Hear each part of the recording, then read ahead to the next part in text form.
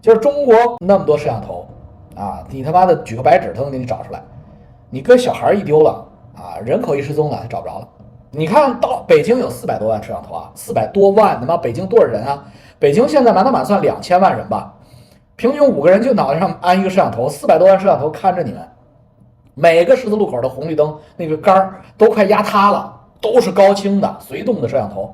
咱們有教友給我寫信說，我對港特別的失望，為什麼呢？他就做攝像頭那個人體識別，就是那叫動作捕捉的。他說我們這個都是從以色列引進的。啊，他哪家公司我不說了，4個字兒，第一大攝像頭公司。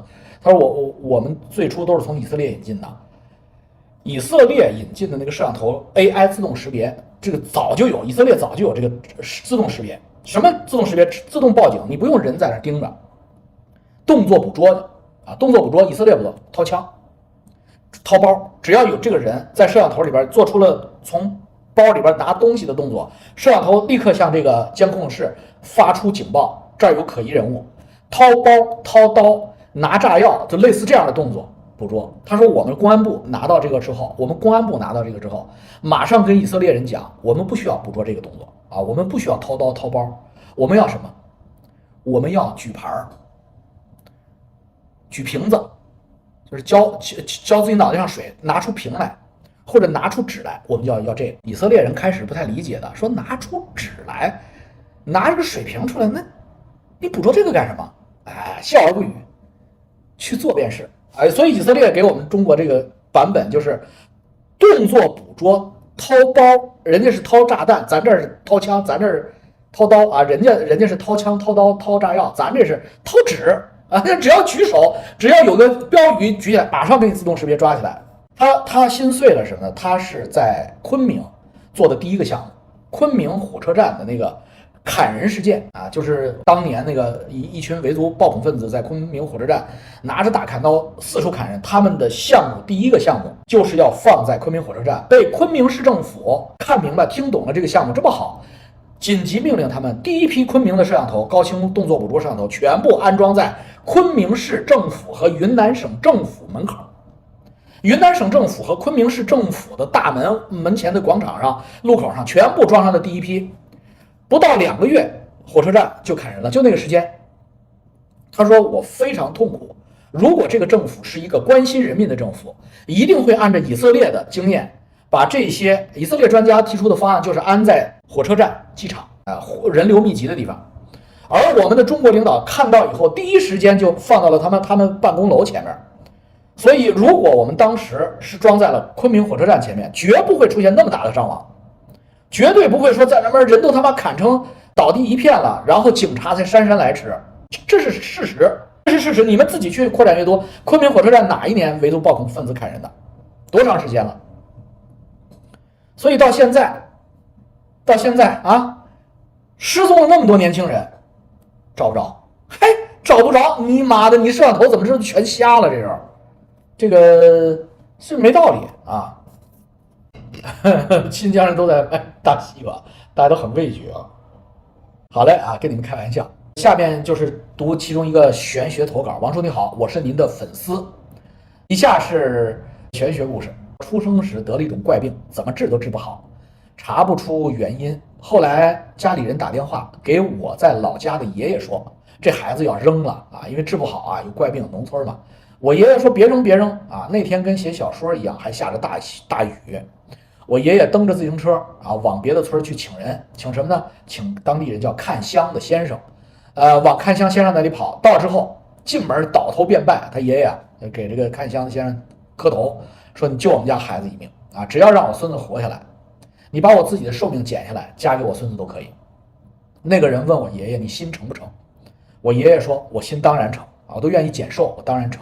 那個看香先生說，那好，那就可以救啊。如果你心不誠，救不了；心誠可以救。但是啊，我請的這個神啊，我拜的這個神叫白玉奶奶啊。白玉奶奶要救成了你孫子之後，要一座廟，你做得到做不到？我爺爺滿口答應，我給你蓋個廟。後來就給了符水啊，你回去化了符水喝掉，好了。而且12點之前啊，必須從醫院離開。啊，必須那個孩子已經送醫院治不好，說藥保不住了嘛，他爺爺就找先生去了，必須從醫院離開，過了12點就来不及了，他也管不了了。結果他爺爺翻身回到医院，医生不让出院呀，医生说你不能走啊，这么病危了，这孩子不能带走。是家里的家属啊，就是爺爺、爸爸这些人强行把孩子啊就把我带出去了。回到家12点之前到家，喝了符水，说马上臉色就正常了，马上就正常了，可以呼吸了。就这样我就好了。然后那个我爺爺就在老家啊，就在我们那个村里老家啊蓋廟還願。其實所謂的廟，哎，就是一個家廟，就是一個不大不小的一個，就是說句不好聽啊，就是有點像那個小工具房那麼大的那種小廟，大家知道吧？就有很多今天的台灣啊、香港啊，或者過去的大陸啊村口啊街頭巷尾就有這種小廟，僅得一人容身。你像香港，因為寸土寸金嘛，你們不知道你們在香港沒見過土地公廟啊？那個香港的土地公廟啊，就跟最小的就跟個電視機盒那麼大，鞋盒那麼大。就是一個鞋的盒子那麼大，小廟放在路口，哎，你不注意，因為你人高嘛，你就走過去了。你低頭看啊，旺角有很多這樣的小廟，油麻地、尖沙咀、旺角都有這樣的小廟。所以他們家呢，因為農村啊，他就蓋一個大概一個小房間啊，一個小房子那麼大的小廟啊，一間屋子大小的小廟。當時村子裡啊，我們那個地方村子裡啊，大部分人是信天主教的啊，信就是基督徒。啊，中國有很多農村啊，尤其是河南地、中原地區是基督徒很多的，都是信主的人啊。信主的人是反對在村裡建廟的，於是呢就怕這些基督徒搗亂，另外呢又怕基督徒們知道這個廟跟孩子有關係啊，就是暗中使壞啊。家裡邊如果有仇家的話，暗中使壞破壞。所以呢，這個廟是我爺爺帶着我們家2個大人，男人連夜搶着蓋啊，就趁晚上就把廟蓋起來。在蓋的過程中，我二爺爺不僅不來幫忙，反而看笑話，就是他爺爺弟弟啊一直笑，結果蓋好廟，他的嘴就歪了。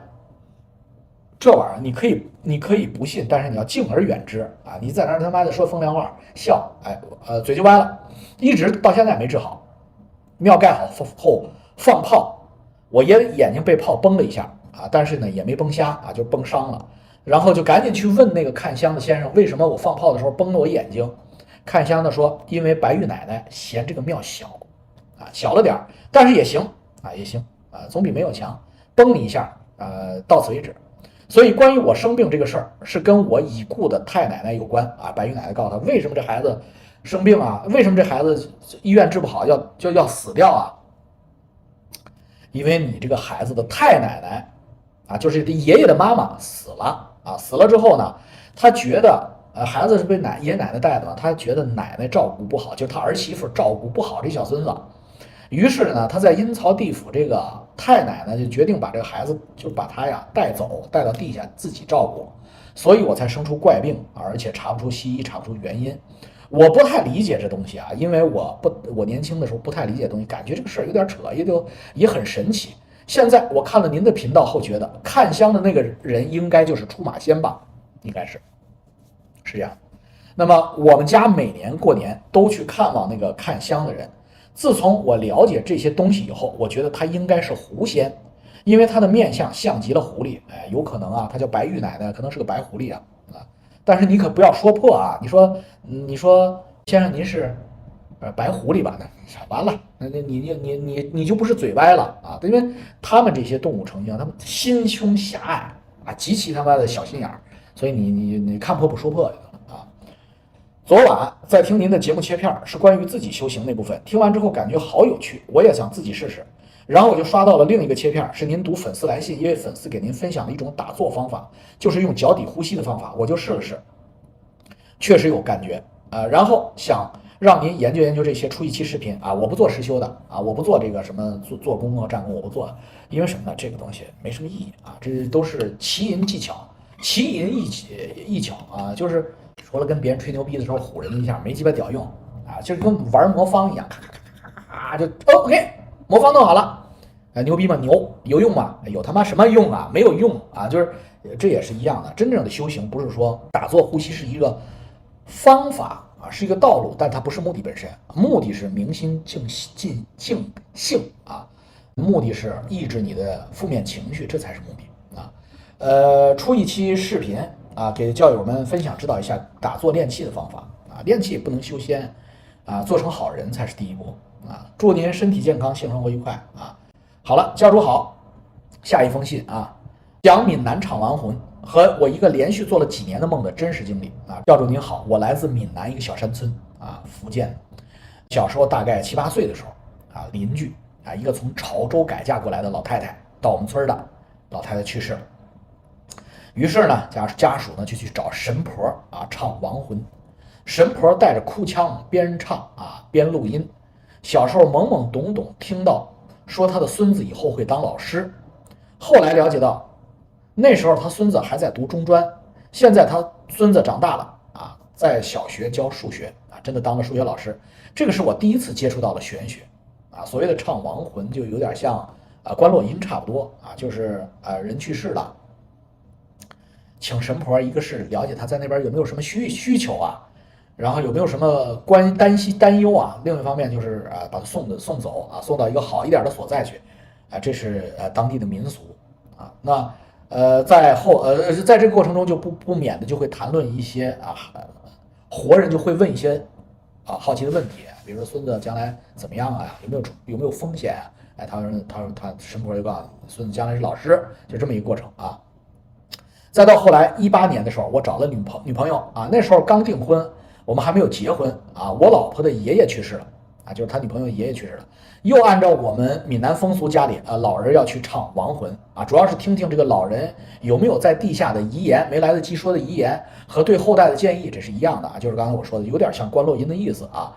比如啊，老人家這時候有可能會說幾月幾號大年初幾啊，誰你不要開車出門啊，為什麼不要出門？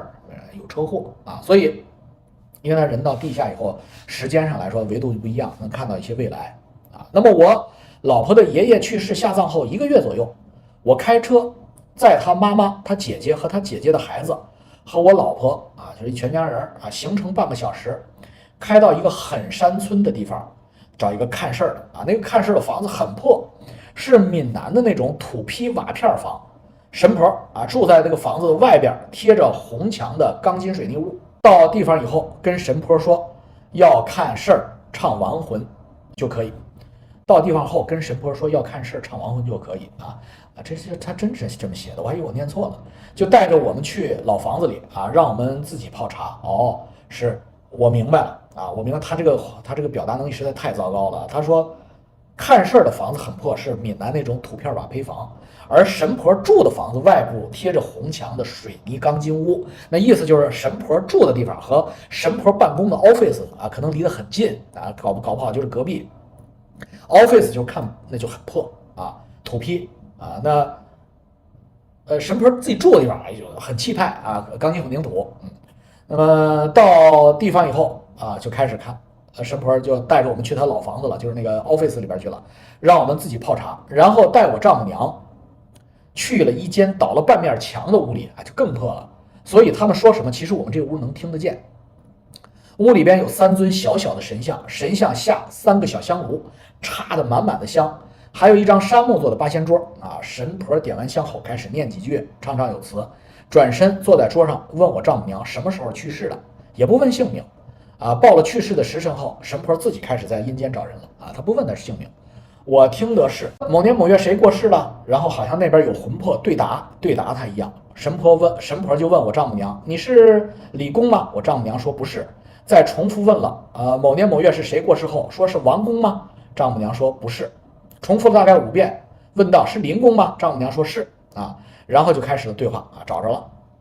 丈母娘問，今天都誰來看你了，你知道嗎？啊，神婆那邊閉着眼睛說，今兒來了兒媳婦兒2個孫女1個孫女婿啊，就是我啊，孫女婿1個孫外甥，全都答上來了。然後就接着問，你在下面過得怎麼樣啊？他說我住的房子漏水了啊，就是他陰間的房子漏水，在做功德那天燒的紙屋大概被捅了個窟窿，後面回來問了問家人才知道啊，房頂上窟窿漏水了。他第2個孫子當時看到那個窟窿了，但是當時沒說。後來這個孫子被數落了好長時間啊，後面問到他兒子怎麼樣啊，就為了家人的未來嘛啊，因為那時候我老丈人得了肺病，早年下煤礦導致的肺病啊，那個時候我老丈人有點快不行了。神婆問神婆說沒事兒，用鼠曲草曬乾泡水喝，第二個問題就是問他第二個孫子，就是看到那個破紙屋破了沒說話的那個孩子，也就是說我的二舅哥。接下來的重點，我二舅哥身高1.5米啊，情商智商很普通那種，出門4、5年，家人都聯繫不上，也不跟家裡人聯繫的那種人啊。期間家裡人也去派出所問過，也報過警，失蹤人口，但警方不立案啊，就是找不着這個人。当時找不着這個人了，丈母娘繼續問神婆啊，其實這個時候是問爺爺的亡魂啊，說你的二孫子去哪兒了？人還在不在世上啊？回答說人還在，在福州。過2個月，這混蛋就回來了啊，這小子過2個月回來了。結果第2個星期就，他那個二小子，就二舅哥就打電話給鄰居說，啊，沒有父母的電話號碼了啊，忘了父母電話號碼了，讓鄰居帶個話，說平安啊，報個平安。過幾天就回家啊，过幾天就真回家啊。這事兒一直讓我覺得特別的悬。接下來諮詢教主您一個夢，我這個夢大概做了6年不止了。在沒成家之前，我大舅媽說要幫我介紹女朋友。括弧就是我同學，出校門後有2、3年經常一起玩，但也沒有想過做男女朋友的那種關係，算是很熟悉的人啊。我們沒有談過，手都沒有牽過。她這個女孩呢，就是她这女同學呢，是從小抱養的啊，是家裡最小的姑娘。她媽媽看到我啊，也鼓勵我去追她女兒，就是家人朋友双方的家人朋友親戚都看好的那種關係。但是那個時候可能是因为我太心急，再加上剛創業，口袋空空沒錢，所以他跟他的哥哥在幾百公里外的福州打工，所以種種因素使得啊我們沒促成啊。他不久後跟我說啊，不然算了吧，意思是就是咱們黃了啊。我當時傷心了很長時間。不久以後，我聽說她嫁人了，那一刻我真的感覺自己心脈受損啊，失眠了1個月啊，抑鬱了啊，心好像被一塊大石頭壓着，吃了1個月的安眠藥。明明就沒有談過戀愛，我單方面舔，怎麼為什麼就出現了這種情況呢？後面就是一直印象中啊，到18年、19年連續啊，每年我都會夢見他幾次。今年已經夢見他第2次了，每次夢裡他都跟我說很想回來啊，因為他遠嫁了。我也沒有刻意去想他，為什麼會持續幾年的夢見他？今天大早上我剛夢見他，所以我趕緊給您寫信啊，望教主翻牌幫忙解夢。教主文成武德，神功蓋世，千秋萬載一統江湖，怎麼回事？我跟你說。哎，你就是沒過女人關啊，你沒見過逼，就這麼講，就這麼講吧啊！你戀愛的經驗太少了，你別不愛聽啊！昨天我給那個女縣長啊解她的這個心結，哎，我說你要和光同塵，你要知道，作為一個普通的中國人啊，能在體制內啊這麼年輕的女生啊，能在體制內熬到這種所謂的山河4省的縣長，這樣一個縣級領導，你多少人羨慕你啊！哎，你共產黨就這樣唄啊！你跟你老公關係還挺好。你該參加場合，該接受領導的這個關懷啊和培養啊，領導叫關心和培養啊，哎，這個男的女的都用這個詞兒啊。因為我是從體制內出來的，如果有人想提拔你，看中你了，他就對你進行關心和培養。哎，國民黨那邊叫栽培，共產黨這邊叫關心和培養，都是一樣的。哎，這個時候你要接着啊，因為這個世界上人家給你，這是雖然是個場面事兒啊。但是人家給你的是一個臉面，你呢要記得人家的情面啊。在這個過程中啊，山河4省那種 low 逼地方啊，很有可能晚上啊，這縣領導帶着你出去，或者什麼班子領導帶你出去啊，喝兩杯猫尿，就有可能動手動腳的，摸摸屁股啊，揩油啊，你就得忍啊。為什麼？好多傻逼說老王啊，你這叫侮辱女生，你知道嗎？啊，人家問你這點事兒，你怎麼就3句話不離性呢？你真他媽是個傻逼，不要在這裝好嗎？老子是從體制內出來的，共產黨的基層幹部是什麼樣，我心裡清楚，他們關心的是什麼東西，他們是什麼真正的水平啊？就是這個縣級啊，包括地市级這些所謂的男領導班子，他心裡在想什麼？我他媽比你們了解多了，這傻逼！他他媽我只不過是道破天機而已，我就告訴這個女生，這女生自己心裡也清楚，她自己也講嘛。後來我乾脆就不去了嘛，我這所有场合都推了，不想讓他摸我占便宜。但是你要是在那個環境裡邊，啊，你就要配合，這為什麼？這就是環境啊！我為什麼不鼓勵你出國啊？你要女生學電工啊，學什麼量子投資啊？你學不會，為什麼？你當了10幾年的領導幹部了，你還能去大统华掃地嗎？我不信啊，那我真不信，我是比較客觀而已。我當領導也會這樣，就是這樣一樣啊，就是沒辦法，你知道吧？就是整個中國的官場，這是叫規則，這叫潛規則。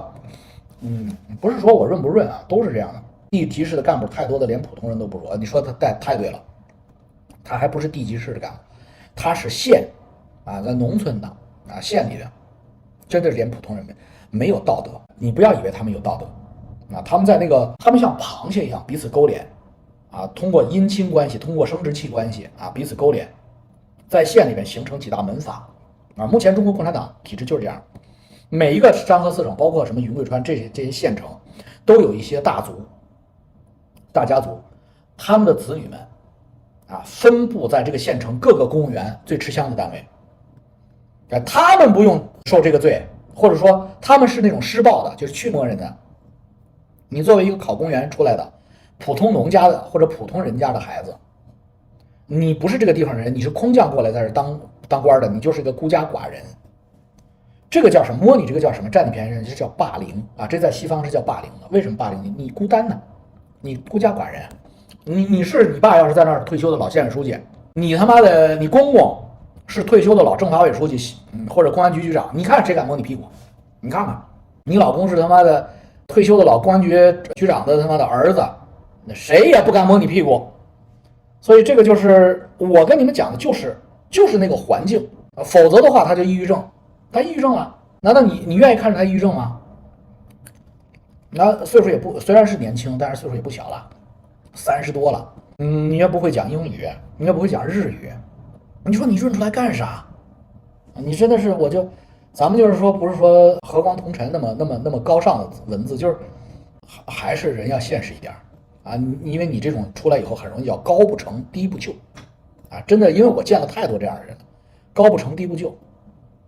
普通人能混到初級嗎？他就是普通人嘛，他就已經混到初級了。好了，对性騷擾，職場性騷擾，這太正常了。那個大公司更是。但你們看那個溫華那小美女當時做的那個視頻，後來我好像給她一講，她出名了，她給刪了。長得好看，上班以後就是職場性騷擾，就是老闆帶着晚上出去吃飯去，啊，強迫喝酒，強迫陪着唱歌去，唱卡拉 OK 去。你看唱着，你看肯定有的素質低的就不自覺的，所以他就辭職了嘛，他跑加拿大來了嘛，因為他們家庭條件也挺好的，他犯不着吧，他覺得，所以他就。但是你要是農村的孩子的話，那你怎麼辦？你犯不着你得忍啊，否則的話你整個環境就這樣的。韓國也一樣，我不知道日本，但是我估計日本也差不多，儒家文化都這樣啊，不是和光同塵就要同流合污，那這對不同流合污。我也沒說讓他同流合污，我的意思就是忍一忍啊，你就是不要把自己搞成那個抑鬱症啊，就想開拿性啊，就是这么虚與委蛇一下就得了啊。